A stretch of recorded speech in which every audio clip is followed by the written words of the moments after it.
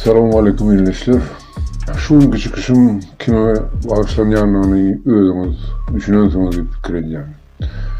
Elbette şu bizim meşhur, hakikaten meşhur diyeceğim var yok. Garaz şol Rahimov familyasını götüren insan çağatına. Şu sözlerim cevap yok bununla yasallı deyip hasap ediyorum. Doğru mu etsem men şolun tapar olan şu. Böyle kafana yengil düşüyorsun ama etmedim. Şunun Rahimov sen özüne ağırda durdun hatta hem sen şol yanındaki ehli itlerini, hoğsarlarını, kömekçilerini nehili kafana getirenler özün görüp düşündün mü? Onunla şu sözlerimi sizin bilirleşip yasan makul kellerinize kontrolünü uyuşturulayıp hazaplayıyorum. Bundan sonra ben sizlerle çekeleşmeye de vaktim yok, jılanyamam yok. Sen böyle işte sizlerle bundan öyle başka adamlar gururunu çekerler. Şöyle sebeple üstücü dinleyen hem öz boş kellerine kâvr vacip zatları sorulacak olun. Öyle mi? Şu ortalığı dişiyali сосите ваши tupые головы. Özüm ben hazır sizin her haysinizi yututcan. Sebebi sen Murat Rahimov. Ol güçen kellerine yem hiçli garantiya yok. Eğer öz dilim ulan yem öz başına bela adam bilen oldum. Yani ben ilk ulan şu Rahimov'un şu yüreği düşkün sınıfamalarından başladım öyleyim. Köse sen men kimdiğimi bilen dedim gerek. Özüm sizin hemmenizin damda öyleyiniz ben kimdiğimi. O da doğru. Şu nacanın size uğradığından vermeyiniz. Ondan yeni de sonra yüze çıkıyor. Men yüzümü inni açtıracak olup. Neymi beyle helak kolaydın mı? Murat Rahimov. Neymi için sen öz kanalında çıkış edilen kâvr adamın yüzlerini açtıran o onunla. Şöyle bakı oldun, batır oldun. Beyleki bilermelilen diyenin. Neymi için sen ben kimdiğimi bilivem, imindim men yüzümü açtıracak olayım. Ben şu özünüzün şunu sizin etmeyeceğinizi sebebini ben katkı düşünüyorum. Sebebi sen özün gramatlı adam olanızdan cinayet işi koşulasın denen o. Doğru değil mi? Murat Rahimov.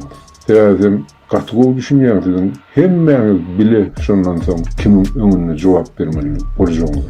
Benim önümde de sizin her birinizin oturup yurtlarınızdaki spesluğun önüne cevap verirsiniz. Sebebi bulayım siyasete değişli cinayet işlerin hasabını sallar. Siyasetin bari yerine de hükbarını suratta spesluğun bolaymalı. Sen böyle yesli men advokadım karşılık faktlar hükmünü in olmanı şol sen Murat Rahimov Ruşen'den bolan gururumuzu şolara tercüme edilen ellerine versem senin neyme soracaklarını düşünüyorsun ya. Sen şol din taraf yurttan kaçık kaydan son neyme sebeple inni şu rejimin adamları bilen aslanışıp Putin rejiminin hem Türkmenistan'ın diktatörünün Behvid'in Gora oturunun Suud namıranın galıp çıkartları sen için nehir pasvestirir bolacağını intikam düşünün yok mu? Sen halkımızı ençimuvatlap, yalan sözlep Allah'ın yüze çıkmada bittin mi? Ya dokumentin korkulayın mı? Ben seninle tafavutluktı. Değil mi işe? Delil Suud'dan o çıkarayandım. Yani şöyle devam. Ben şuraya yeni bir Suud namını. Ben hemen de korkulayın seyredim. Bu da общий dostupta Murat Rahimov bundan bana da ayıpını bildireceğim var mı? Seninle tafavutluktı ben bu informasyonu ofitsial sayttan aldım. Общий dostupta olan publikasyonun içinden aldım. İnternette şu güllep görken şuraya bir sayta tataştım. Bu saydım şu din uğruna edilen hareketlerini kömekleri, alıverçilik kömeği, halal sayt var, seriozun sayt. Adam verdi ehli dinler var. Hristiyan dinim var, Judaizm var, Müslümançılığım, Krishnaitlerim var. Şunun arasından şunlar bir interesli Türkmenistan'daki Krishnaitlerin karşısına edilen batışlar hakkında bir makale oluşturmuşlardı. Orşa уровень окап düşünüyorsanız. Общество сознания Кришны в Туркменистане, Ашхабадская община Общества сознания Кришны ОСК существует с 90-х годов.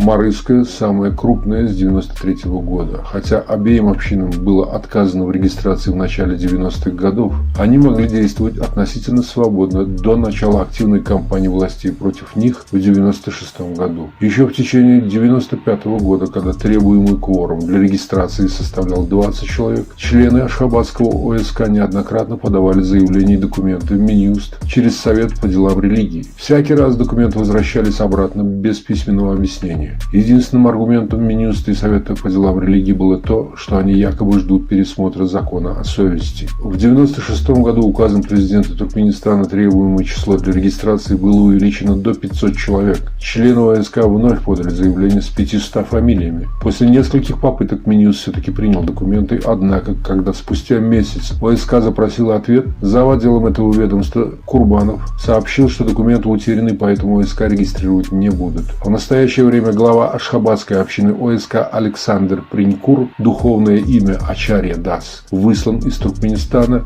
а Марийской Алламурат Рахимов Атахасия Дас вынужден был уехать в Канаду. Сейчас все общины ОСК Туркменистана находятся в глубоком подполье. Связи с ними нет, и Центр общества сознания Кришны в России никакой информации об их положении не имеют. Аңрыгам gitti показаниялар var, şu Krishna aytgan toporunun şu ağalarının показаниялары, şuraya karşı edilen basışlar fikret, ben şu din parasızlık hakkında bir yerde asla da gururumu meçhul bulmam. Bana başka da Kızıklıyor. Sen neyim için Allah murat? Şu çaka için halkımıza yaratıcılık geldim onunla. Ama şöyle halkımız için ecir çekin yani. Sen çekin, ecirlin. Oldun sen dinin sebepli ola. Doğru değil mi? Halk için ne kendine? Şöyle sebeplem yurdunum terk etmeye mecbur olsun da. Onu neyim için sen teyade dinine karşı batış hırkının hükümetin şöyle ıklığıma karşı çap eden kağıtlarını sen hedire hakikaten adaletli diyen edem sen özüne karşı şöyle hükümetin eden batışları bir adaletsizlikmişsin. Sen edem bilemok bunun şu diyorum hem hedire şimdi ministerlerin her birisi türmede günlerin tamamlanığını. İn olmanla şu Türkmenistan'ın kahraman adını münasibi eylen. Hakiki münasibi eylen. Gedayakman ama türme basıp gitti şöyle. Yok buluş otaydı. Şöyle neden oldular onu sen fikrin içine ama ıklimim şolun eline canını padark etmeli kelime. Yani şimdi sen Murat Rahimov. İn olmanı öz tiyade dinin için dakansa şu tayda durman kaçık kayıttın. Beli erkek kolyan oldun.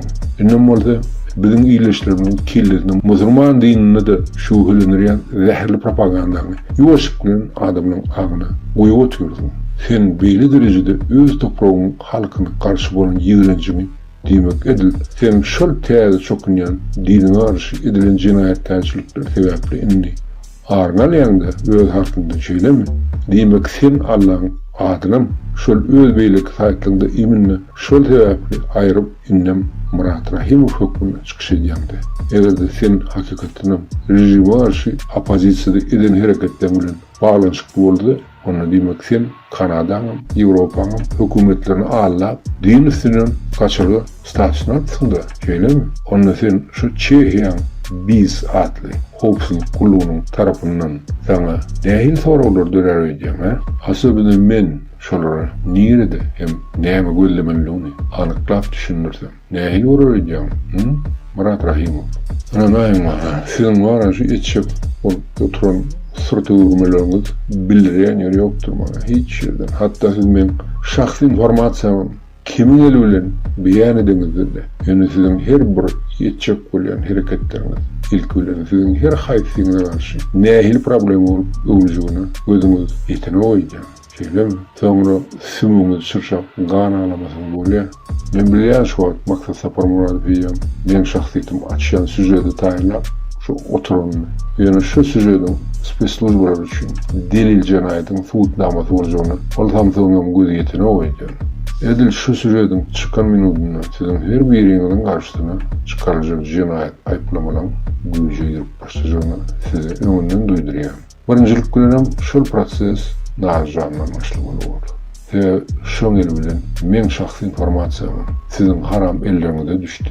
Ben Nazcan'a bu afiyet veriptim. Şu sözümde de dakansa durdum. Şunun için, yani ben şu sözümde de. Şundan aydık geçtim verip Nazcan. Eğer başka birim şuna çap etsin, ilk ülen sen cevap verip başlardın diye. Benim speslužbaları istemesem, hemme bilen adımı aytmağa mecbur olacağım. Özüngem düşünýär, doğru değil mi? Onu özüň söylemen olursun. Cinayet oturulsun, haýsy tarapyna oturulsun diýilýänini. Ya sen hemme bilýän zatlaryny, sörüň işgärlerini şaýat hökmüne bermeli bolursun, ya da cinayetkar hökmüne. Onuň üçin sen hemme pripiskalaňam, audio zapislaňam, bir gaty şart galyp bilerler. Ýekimi. Soňra da sen her bir kontaktla ıyını darlarlar. Şol düýejiden başlap, Gurwanyň, Allah'ım rady, kakam rady, wöl tapory hemden jogaba çekirler. Ýöne diňe faka, makky, orfiýetde gaçyp oturup biler. Sizin араңызда. Ýöne o da wagtlynça olur. Максат, ты ведь должен понимать, ты взрослый человек, что после этого твоего преступления по раскрытию моих конфиденциальных данных ты уже никогда не сможешь высунуть свой нос за пределы России. И даже твои дети. И в особенности те, кто тебя прикрывает юридически, имея связь с посольством Туркменистана в России. К примеру, такие как Чарык Кулиев, твой адвокат. Я докажу, что вы являетесь агентурной сетью режима за рубежом.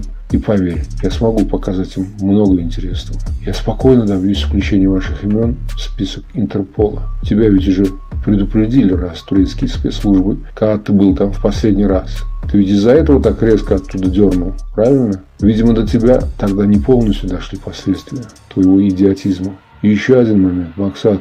Ты сам-то уверен, что фотки, которые ты собираешься выставлять, как-то связаны между собой. А если это окажется совершенно другой человек? Если я сам ему отправлю твои инсинуации и клевету? Но на самом деле у меня только сейчас уже имеется 6 свидетельских показаний против почти каждого из вас, и которые готовы ответствовать перед правосудием на условиях анонимности. А еще несколько человек согласны давать показания в открытую. Или вы в самом деле думали, я буду сидеть и ждать ваших сюрпризов? Ну так вот, я жду тогда ваших дальнейших действий. Инде болsa bir pikirlenip görüň, sizin her biriniz size pesinden näme garşýandyryjyňyz. Hürmetli, sen özüňe hem seň ýanyndaky şu bayramalalygyňda aýt bolan bywşy komitetçik şondan başlamyzda. Sonra da ýygyderli şu Murat Gurwanyň Amerikadaky ýegeni bolan döwlet jogaba çekdiler. Sonra da näme? Akizun Murad'ın özüne soru verip prispiskalarını hem entep veren yerlerini atsledi dedin sonra. Sonra da Kaka Murad'ın üstüne çıkan sonra sizden neyme sorulacağını gözümde ihtiyatla. Doğru değil mi? Siz de ben düşünüyorum, вы думаете, что вы уничтожите переписку, уничтожите видосы, и все, что это крыто. Вы в курсе вообще, что все это навечно остается на серверах? И только спецслужбы имеют туда доступ поднять любое число за любое время. Вы сами-то хоть помните? Представляете, сколько на вас информации там можно нарыть? Особенно если я пальцем покажу, куда надо. Хадыров, тебе что надо? Тебя ведь ни в Россию, ни в Туркменистан. Дорога заказана уже, все. Ты ведь прекрасно знаешь. Тебя грохнут и там за все твои проделки. Ты куда дергаешься? Тем более с твоим липовым статусом вот этим, бля. Ты ведь, насколько я знаю, и так в ожидании сидишь. Тебя еще под зад оттуда пнут. Мурат Курбанов. У тебя дети, ты взрослый человек. Ты какими мозгами думал вообще, когда влезал во все это? Может быть, твой пиздеж по поводу французских спецслужб и имеет какие-то основания. Но после вот этой всей цепочки, после всего того, что скроется, как ты думаешь, что будет с тобой, с твоей семьей? Тебя, думаешь, французы прикроют? Хуя. А коль тапарың келжігі, мен шор Мурат Рахимовның записынан там бір көп бахады kesip bilmem. Как и тем, что ее статус Мурат Рахимов. Тем более, если Ровчан Ключевым всегда ваши показания верят по что-то. Он надо меня покрымче так кэнсер кулизлер. Yüzüçkü başlarımı kaybediyorum. Ben Rovca'nın o özveri filminde spesslujbalar уже. Он rozuna karışmanın serverlerden şu записler. Hem benim катанла çıkarıp bilerlerim kaybediyorum. Поэтому Ровчан тебе по-любому придется определяться, чью сторону принять. Остаться посередине уже никак не получится. И ты это должен сам догонять, надеюсь. Ol yanımda kızı konuşup görüntülerinde bakı, bayram, o şu şahtın oynaşı pervan, hem Dubai'den gelenlerden kömük dik gelen o Nuruyuşka. Oraya yarış afkalarına уже hiç adam kömük etmez. Ya orada impetinden prosto. İlk Türkiye'nin türmesinde lejin çıkarırlar. Tamam deport edip kaydıp normal yurtlara girip bilmeyecekler. Уже ödemeyelim. Edem sizin kimdiniz men bilmem ettiğim bittiler. İnden bana hani oğucu düşünecek olun iyileştirir. Bu ne sebeple Murat Rahimov'un götünü yapmak için şular yani rejimi olayan insanlar birden bu jurnalistim onun gorunu çıktırırlar. Nurishka, sen yan Dubai'den gelmedin mi? Yeğenliğin yanından. Командировка. Я, наверное, адам хатагын кетемін. Начали подтягивать тяжелую артиллерию. Я мен bilmeyenleri diyorum. Sen kim bilen işleşip buyurun. Anladın ne sebep? Sen yeğenliğin adından gelen adam. Buradan Allah Murat Rahim padjarı diyorum. Bana bilmem ne ettiniz. Size vurup. bolup duruşun da böyle kâğı gülküm tutuyorum. Ne derecede işler taylavanıyor şu işler sizden. Men wara sizin her biriniň yalan kommentlaryňyzy, her bir aýdan sözleriňizi eýýän görkezme mejbur boljağymy düşünmän duran näldiriňde. Olaram iň bolmany şu kommentler okap sizin ähli peripeskalaryňyzy, telefon arkaly eden gurrunlygyňyzy eýsem tap bilmelidir eýdýän. Kelewler Interpol'un spiskine düşürsem sizi yerin aňyr ujuny da tapar. Sen bolu seni baky. Şol Siriýa eden hyýahatçylygyndan tam. Eýdem sen bize tavsiyem kelledir öýtdim. Şo Gretsiýa bark gaýtdym diýende. Gretsiýa girmek üçin janynym ilk bilen Schengen wizasy gerekdir. O da sen elinde bolan bolsa sen ölüňde de tursa da turmadyň. Onu sen nirde simsinip berýän olar tapyp bilmeliler öýdýän. Так что sen olar teklen wara. O TikTok'ta tam sıcak kıyılara gururun verirsin. Partizan nedoделанный. Ben hakikaten sen ıntağın badır ettim yani. Şol sen ulan yekici tapar görüşümde senin umidim kestim. Ya şonu senin suutnamalarını berdiğimde sen yetip gittin de innem Murad'ın kanalına sintim çıktın da şonu kulanım öz bahan özün kessin. Eysem sen kimi hem neşe baha satıp verendin ben havarsızdır ettim. Galtamanın parodiyası. Sen hakikaten Şah Murad'ın dül olup çıkkana dersin. Sen özün alıp barışın şu suutnaması samtık kurrundun. Edilşe sizin mamkanıdın kâli. Hamala öğreneceğiniz 18 şahanemdir. Üstünün tecrübeni dayıda duruydun da kol özünü.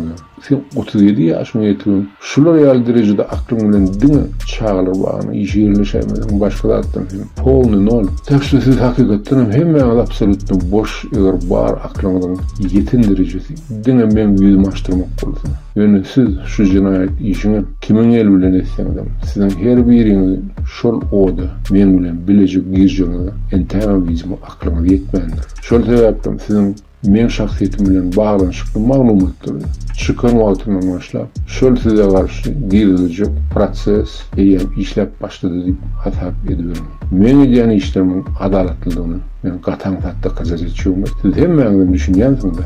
Onu diýmek siz bilen näme boljagyny onu da gözüňiz ýetýän bolsa bolýar. Ya men erkek bolamsam size şu zatları aşuşan duyduryan hem işeki edişim yani. Ya şol Zarina Atayevany korkup ýene de efire çykarjyň ýaly. Ya da şu orada kötüyap kıyınışın ýaly. Menem orkul alım petiklerini öttügüm nadanlar. Так я вам говорю, уважаемая наша сестра, младшая или старшая Зарина Атаева, соотечественница. И надо нас иметь по всей программе. Если мы начнем иметь, вот таким образом буду иметь. Şu sözlerden öğrenýän maksat bayramyny öz dili bilen edilen ugrozy bu haýwanyň garşysyna bolan jinayetçilikli suutnamadygyny integam akly etmelik bolsa onu gözüniň aňyryna çap getirdi. Катумид edýän. Maksat ты вправду такой тугодум, что не понял, какую кампру сейчас ты против себя опубликовал. Тут же прямая угроза человеку на лицо. Неужели тебе твой чары даже не объяснил, чем это пахнет для тебя? Удалять уже поздно, дорогой, поскольку это тоже будет приобщаться в качестве показаний против твоих противоправных действий. Неужели ты думал, мы не видим, как вымученно сидит с вами эта девушка? Это чистой воды харассмент, господин Айкиздум. Разве тоже не догнали? И вы это сотворили все вместе, совместными ручками. Ayna ay doğduğu aydan zatlarımızın hemmesem doğru. Hazır sözü Allah Murat Rahimova verelin Azatlık Radyosu'nun jurnalisti. Allah Murat söz sizden. Одарку журналист. А представьте, если еще и Зарина начнет давать против вас показания, когда спецслужбы ваших стран уведут ее в другую комнату в обмен на реальную защиту и легальный статус. Вы что, будете резать ее на части, что ли? Eğer siz men akıl hem bilim derejeme uğunuz yetmeyen olsa ondan men size şu zatları öz götüňiz bilen barlak görmeye çağıryan. Yönü yüzümü öz elim bilen siz vara ölsüňizem açmayan diye onu özüm etsin. Onunla maşgalamada men yakınlanmada ofitsialny hüjüm edip biljeňizi onu da düşünýän. Şol sebäplen pakaşdy sizin ayajyklaryňyz düşäp sizin hereketlerinizi bärdin fiilden oturajak. Bilýärmi? Sizden barlak göreyim, kimin adaleti güýçli boljagyny. Ýa-da maňa patsanlar öýtdim, sizden gorkup öz moýnuňyza makulur. Siz wara şu wagt özüňiz bir gadylan çukura iteklep salanyňda entegam düşünmeniňiz diýen. Asobynda sen Murat Rahimov. Ya sen maksatın bilen edip özün amandılık tıпырны öттүңмү? И ты максат, видимо, так и не догнал, в какую могилу они тебя загнали, и какова будет степень твоей ответственности за подобные преступления. Ты просто не понял, как в свое время они гуртом пытались использовать Нарджан против меня. Но у нее, в отличие от вас, хоть хватило ума вовремя остановиться после моего очередного предупреждения о возможных последствиях ее действий. И как я и предсказывал, эти последствия сейчас пришли. И эти последствия будут твориться твоими руками. И первым отвечать будешь ты. Как только опубликуешь это видео и раскроешь мои личные данные. Но тебе еще надо будет доказать, что это мои данные. Но теперь, получается, вы опять Нарджан тоже подставляете по новой и без ее согласия, поскольку изначально эта инфа обо мне пришла к вам от нее. А теперь подумайте хорошенько, если ее подтянут к ответу, как вы думаете, захочет ли она страдать по новой за ваш идиотизм? Особенно если спецслужбы предложат ей шанс на искупление в обмен на информацию уже о вас, о каждом. Нарджанапа, тебе выбирать, по какую сторону скамьи сидеть. Не думаю, чтобы ты пожелал отдуваться за них, если у тебя будет выбор. А вот у тебя, Маккыш, такого выбора больше не появится. И это печальный факт для тебя и твоей семьи, поскольку я знаю и твой адрес, и про твоего брата-насильника, которого спасло только чудо, и про все твои остальные махинации на территории РФ. Как ты думаешь, как долго тебе придется ждать того дня, когда за тобой придет один из тех, кому ты нагадил когда-то? Ты хорошо догоняешь смысл сказанного мной? Судя по всему, ты и в России немало накосячил. И сколько людей там точат на тебя зубы, одному лишь Всевышнему известно. Так что басуй, Сапармурадов. Я буду ждать свистка на старт. И это будет моим последним обращением к каждому из вас, поскольку не хочу более тратить свое время и силы на таких недоносков, как вы. Но Фен Мурат Рахимов, я сөзіңді дұрмар болартым, шормаңа қаршы болан арты шикаяттарын официальный беріп, ияда гидіп жүлуін кетіп, ите ташламан болартым. Шуал тебе, мен тіздің әрекетіңді сауырсыздық көрем, қараш жоқ. Время пошло.